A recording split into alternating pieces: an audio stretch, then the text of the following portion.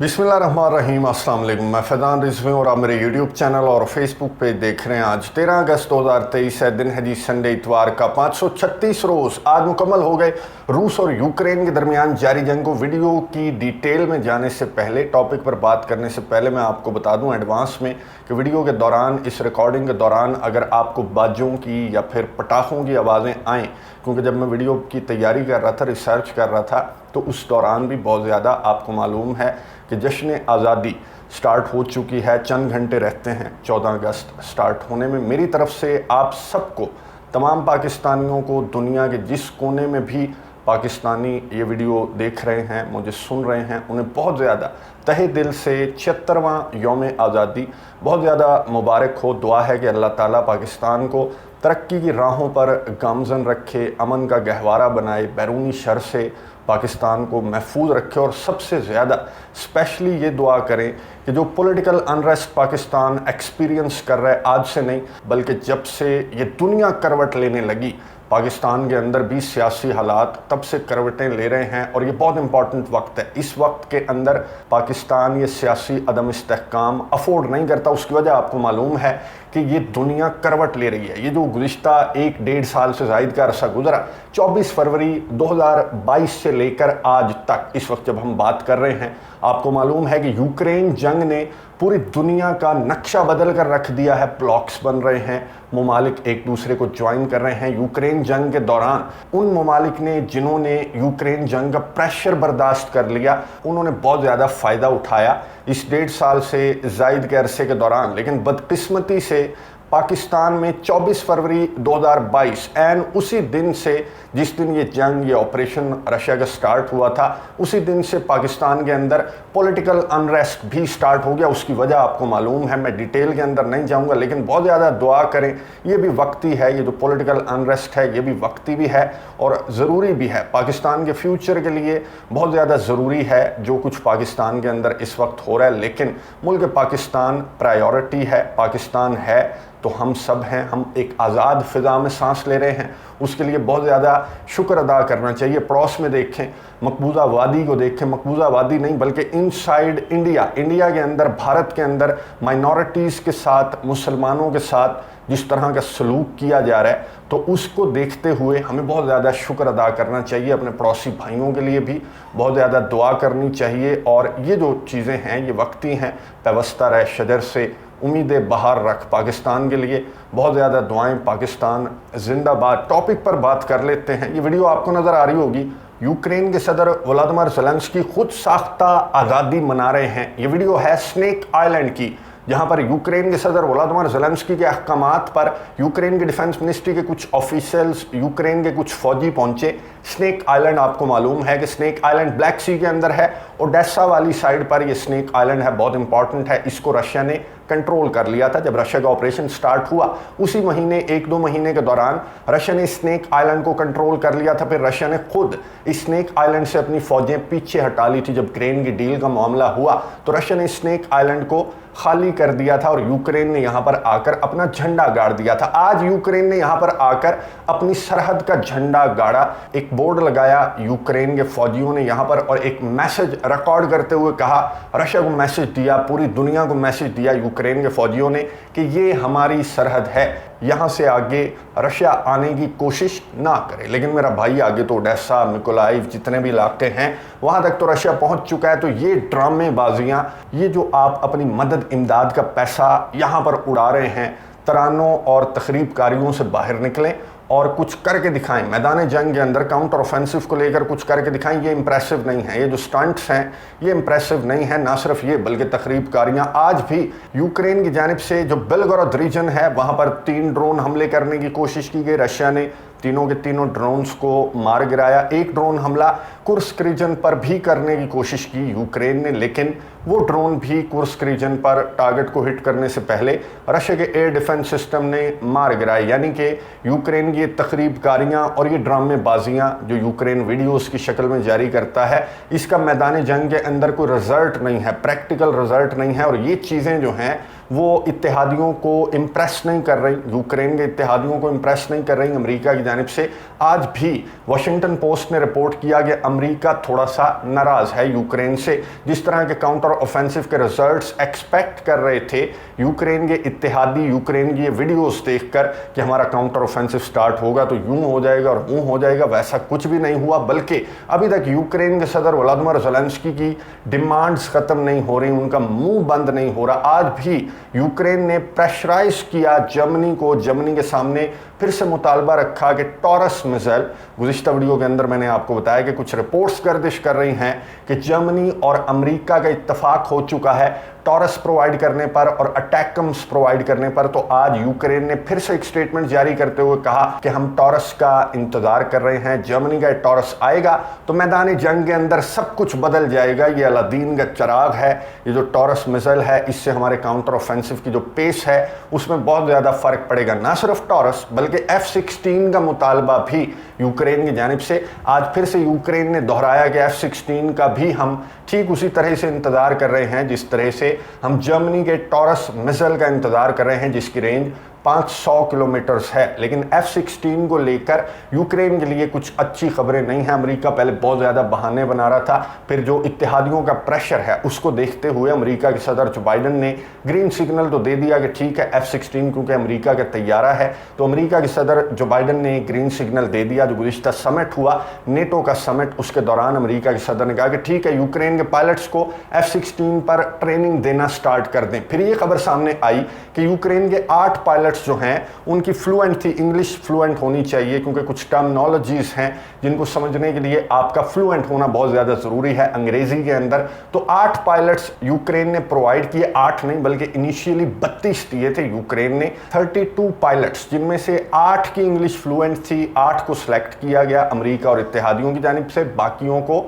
फ़र्क कर दिया गया। अब ये खबर सामने आई है कि 8 पायलट्स की तो इंग्लिश ठीक है, फ्लुएंट है, वो ट्रेनिंग भी ले सकते हैं F-16 पर। और यूक्रेन उम्मीद कर रहा था कि 2024 के आगाज़ में यूक्रेन और रशिया की फ़िज़ाओं में F-16 की घनगरज सुनाई देगी। लेकिन आज जो खबर सामने आई, वॉशिंगटन पोस्ट ने बताया कि ना सिर्फ पायलट्स बल्कि जो ग्राउंड क्रू है उसकी भी अंग्रेज़ी फ्लुएंट होनी चाहिए। और ग्राउंड क्रू अभी तक यूक्रेन की जानिब से प्रोवाइड नहीं किया गया। यूक्रेन रिस्पॉन्सिबल है, जो पेंटागन के तर्जमान हैं उन्होंने कहा कि यूक्रेन रिस्पॉन्सिबल है अगर F-16 यूक्रेन को लेट मिलता है या ये ट्रेनिंग लेट कंप्लीट होती है तो उसकी रिस्पॉन्सिबिलिटी यूक्रेन के सदर व्लादिमीर ज़ेलेंस्की पर आयद होती है, जिन्होंने 32 पायलट्स दिए, उनमें से 8 को हमने सेलेक्ट कर लिया। और अभी भी जो ग्राउंड क्रू है वो प्रोवाइड नहीं किया गया यूक्रेन की जानिब से, और वो प्रोवाइड किया जाएगा यूक्रेन की जानिब से। लेकिन यूक्रेन ने कहा कि उनकी अंग्रेजी फ्लुएंट नहीं है और उनको ट्रेनिंग दी जाएगी, बरतानिया के अंदर उन्हें अंग्रेजी सिखाई जाएगी, जिसके बाद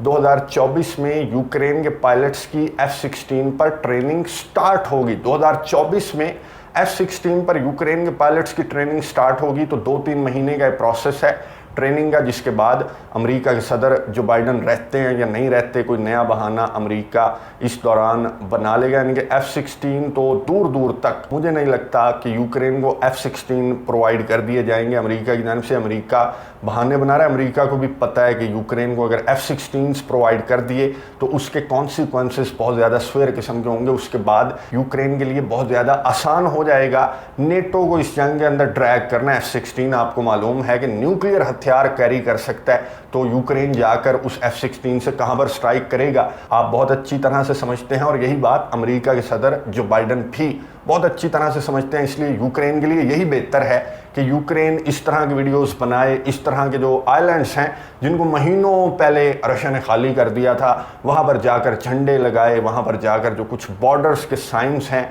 वो लगाए और ख़ुद सेलिब्रेट करे अपने काउंटर ऑफेंसिव की कामयाबियों को, खुद साख्ता कामयाबियों को खुद सेलिब्रेट करे। लेकिन इन दौरों का कोई रोब आपके दुश्मन पर नहीं पड़ने वाला। जिस दौरे का रोब पड़ने वाला है दुश्मन के ऊपर, वो दौरा ये मैं आपको दिखा रहा हूँ। ये दौरा है रशिया के डिफेंस मिनिस्टर सरगेई शोइगु का दौरा। सरगेई शोइगु गए आर्कटिक ओशन के अंदर रशिया का एक गैरिजन है, वहां का दौरा सर्गेई शोइगु ने किया रूस के सदर व्लादिमीर पुतिन के अहकामात पर। सर्गेई शोइगु यहां पर पहुंचे। मैं आपको बता दूं, आर्कटिक ओशन आपको मालूम भी होगा, वर्ल्ड्स रूफ भी इसे कहा जाता है। आर्कटिक ओशन ये दुनिया का सबसे छोटा ओशन है, लेकिन बहुत ज़्यादा कीमती है। कीमती क्यों है वो आगे चलकर मैं आपको बताऊंगा। बर्फ़ से ढका रहता है, नॉर्थ पोल के ऊपर है ये दुनिया की, और ये बर्फ़ से ढका रहता है। तो अब क्लाइमेट चेंज की वजह से बर्फ़ पिघलने लगी है, और बर्फ़ पिघलने की वजह से मैं आपको बता दूं कि क्या है यहाँ पर जो आर्कटिक ओशन है, यहाँ पर 15% ऑयल, अनटैप्ड ऑयल रिजर्व्स यहाँ पर हैं, जिनको खोज लिया गया तो 15% ऑयल रिजर्व्स दुनिया के आपके हाथ लग जाएंगे। ना सिर्फ ऑयल रिजर्व्स बल्कि 30% दुनिया की जो गैस है वो भी यहाँ पर आर्कटिक ओशन के अंदर एक अंदाजे के मुताबिक मौजूद है। और जिस मुल्क ने इस गैस को भी हासिल कर लिया, और रशिया हासिल कर रहा है, आगे चलकर आपको बताऊंगा, तो वो दुनिया के अंदर एक पावरफुल कंट्री बन जाएगा। यहाँ पर रशिया आज से नहीं आ रहा, बल्कि ये टेस्टिंग साइट भी है। रशिया की जो आर्कटिक ओशन है ये टेस्टिंग साइट भी है रशिया की, और यहाँ पर जो आर्कटिक ओशन है ये एक नया बैटल ग्राउंड भी है रशिया और बड़ी ताकतों का, अमेरिका समेत जो बड़ी ताकतें हैं उनके दरमियान एक बैटल ग्राउंड भी बन चुका है आर्कटिक ओशन। तब से जब से क्लाइमेट चेंज के बाद यहाँ पर बर्फ़ पिघलने लगी है, यहाँ पर कुछ कश्तियाँ चलने लगी हैं। जो रशिया है उसके कुछ प्रोजेक्ट्स भी यहाँ पर ऑलरेडी स्टार्ट हो चुके हैं। गैस और तेल को लेकर रशिया बहुत ज़्यादा प्रोजेक्ट्स यहाँ पर चला रहा है। ना सिर्फ ये प्रोजेक्ट्स बल्कि रशिया की जो नेवी है, रशिया की जो फ्लीट है, आर्कटिक फ्लीट, वो भी यहाँ पर एक्टिवेट है। टेस्टिंग साइट भी है। ये न्यूक्लियर टेस्टिंग साइट हुआ करती थी सोवियत के दौर में। 1996 में एक एग्रीमेंट तय पाया था कि आर्कटिक को एक्सक्लूड कर दो। जो भी दुनिया की जियोपॉलिटिक्स है उससे आर्कटिक को एक्सक्लूड होना चाहिए। पूरा ये बर्फ़ से ढका रहता था और इसका कोई फ़ायदा नहीं था, और इसमें खलल डालने का मतलब है कि प्लैनेट को आप डिस्टर्ब कर रहे हैं। लेकिन अब क्लाइमेट चेंज की वजह से, क्योंकि आर्कटिक के अंदर तब्दीलियां आ चुकी हैं, बर्फ़ पिघलने लगी है, और ये बहुत इंपॉर्टेंट ओशन है। मैं आपको बता चुका हूँ यहाँ पर किस तरह के रिजर्व्स हैं, और बड़ी ताकतें भी इस ओशन के गिर्द हैं। ये आपको नज़र आ रहा होगा। सिर्फ रशिया नहीं है जो आर्कटिक ओशन को क्लेम करता है, बल्कि दीगर ममालिक भी हैं, जैसे नॉर्वे है, Finland, Sweden, Iceland, United States, Canada. United States तो खैर रशिया की मेहरबानियों की वजह से यूनाइटेड स्टेट्स आर्कटिक ओशन को क्लेम कर सकता है। जो एक्सक्लूसिव इकोनॉमिक जोन है वो यूनाइटेड स्टेट्स का भी आ गया, क्योंकि अलास्का यूनाइटेड स्टेट्स को मैंने आपको एक वीडियो के अंदर बताया था डिटेल के साथ। बड़ी इंटरेस्टिंग गुफ्तगू हमारी उस वीडियो के अंदर हुई थी। मैं एंड स्क्रीन पर दे दूंगा, अगर आपने नहीं देखी तो वीडियो देख ले। यूनाइटेड स्टेट्स को अलास्का रशिया ने बेच दिया था।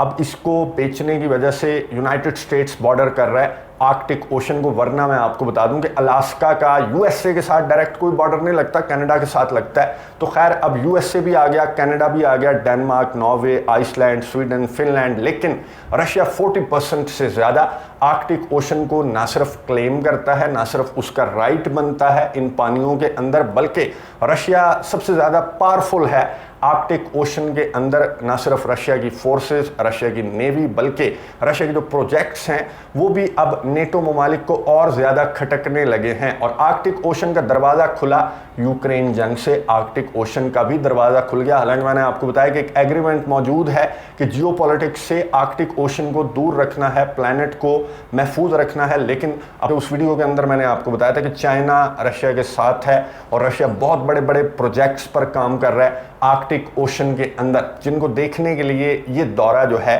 ये अहकामात रूस के सदर व्लादिमीर पुतिन की जानिब से दिए गए अपने वज़ीर दिफा को, और रोज़ातम के चीफ को यहाँ पर रूस के सदर व्लादिमीर पुतिन ने भेजा। और एक और चीज़ मैं आपको बता दूं कि अलास्का की वजह से, क्योंकि ये जो दुनिया को डिवाइड करता है, ईस्ट और वेस्ट को डिवाइड करता है, ये जो जगह है स्पेसिफिक, उस वीडियो के अंदर मैंने डिटेल के साथ जिक्र किया। मैं डिटेल में नहीं चाहूँगा कि यहाँ पर अमेरिका और रशिया आपस में बहुत ज़्यादा करीब आ जाते हैं। इनकी सरहदें जो हैं वो चंद किलोमीटर्स के फासले पर रह जाती हैं। तो यहाँ पर गुज़िश्ता दिनों बहुत ज़्यादा एक क्लैश भी देखा गया रशिया, अमेरिका और चाइना के जो बैटलशिप हैं उनके दरमियान, क्योंकि अलास्का के पानियों में रशिया और चाइना की ड्रिल्स चल रही थी, और अमेरिका ने अपने जो डिस्ट्रॉयर्स हैं वो उतार दिए थे, क्योंकि कुछ इस तरह की बातें भी कुछ रशिया के ऑफिशियल्स ने की इस जंग, इस ऑपरेशन के दौरान, के अब वक्त आ चुका है कि अलास्का को अमेरिका से वापस ले लिया जाए। तो सर्गेई शोइगु का ये जो दौरा है, इसको लेकर बहुत ज़्यादा बातें इंटरनेशनल मीडिया पर की जा रही हैं। एक तो आर्कटिक की बैटल की बातें की जा रही हैं, रशिया अपनी न्यूक्लियर टेस्टिंग साइट को दोबारा से बहाल करने वाला है, इस पर भी बातें की जा रही हैं। रशिया जो है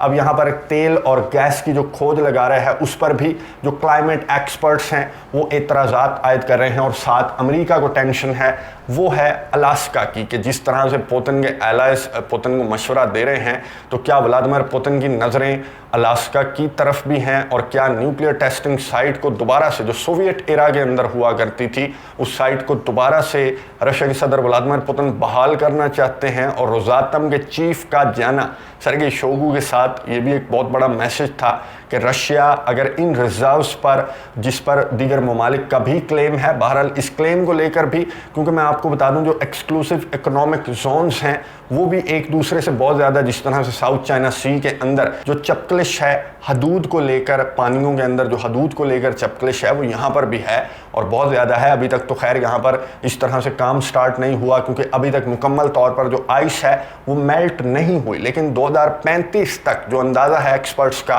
तो 2035 तक आर्कटिक ओशन बिल्कुल नॉर्मल हो जाएगा। और यहाँ पर ये जो गैस और तेल के रिजर्व्स हैं, बल्कि जो ट्रैफिक, इंटरनेशनल ट्रैफिक है पानियों के अंदर से, वो भी बहुत ज़्यादा गुजरेगी, जिसको लेकर ऑलरेडी रशिया बहुत सारे प्रोजेक्ट्स पर काम कर रहा है। तो ये जो दीगर ममालिक हैं ये अभी तक नहीं बोले, ये जो रशिया के वज़ीर दिफा का दौरा था, लेकिन ज़रूर बोलेंगे, क्योंकि इनका भी क्लेम बनता है इन पानियों के अंदर। लेकिन इट्स टू लेट नाउ, क्योंकि रशिया इन पानियों का अब बादशाह बन चुका है, ऑलरेडी बन चुका है, और इन रिजर्व्स को रशिया ने हासिल कर लिया, या अपने प्रोजेक्ट्स को रशिया ने इम्प्लीमेंट कर लिया, जो भी ट्रैफिक को लेकर प्रोजेक्ट्स हैं। तो रशिया इस पानी पर जो भी हुकूमत करेगा वो पूरी दुनिया पर हुकूमत करेगा। इंडो पैसिफिक से अब जो बैटल है वो आर्कटिक तक पहुंच चुकी है। दुनिया के कोने कोने की हम बात करते हैं कि दुनिया के कोने कोने में अनरेस्ट नज़र आ रहा है। रशिया और नेटो के दरमियान ये एक कोना बच गया था, आर्कटिक का कोना, जहां पर गुज़िश्ता 1-1.5 साल के दौरान कोई नहीं सोच रहा था कि ये बैटल जो है वो यहाँ तक भी पहुँच सकती है। लेकिन मैंने आपको बताया इंट्रो के अंदर कि ये जो 1.5 साल से ज़ायद का अरसा गुजरा यूक्रेन जंग का, बहुत ज़्यादा इम्पॉर्टेंट वक्त रहा।